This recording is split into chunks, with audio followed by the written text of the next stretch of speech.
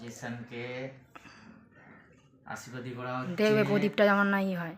এই যে জিসান ঠাকুরের ফুল, আমাদের বাড়ির দুর্গা ঠাকুরের ফুল দিয়ে আজকে জিসানকে আশীর্বাদী করলাম, চন্দনের ফোঁটা সোজা পড়ালাম।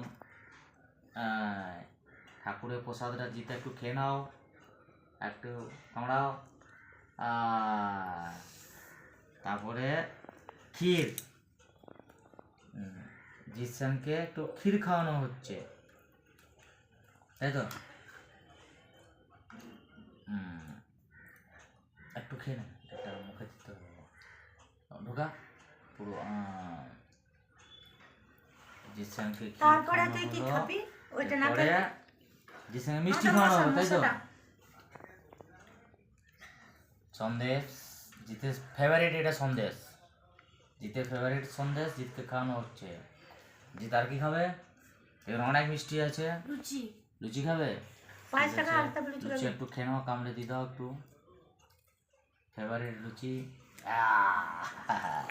ঘুগনিটা দি দে। হ্যাঁ ঘুগনি, একটু একটু ঘুগনি দিয়ে জল দে। জল দিচ্ছি। আচ্ছা দাঁড়াও, একটু ঘুগনি দিয়ে চেখে নাও, দেখো কেমন হয়েছে। First class.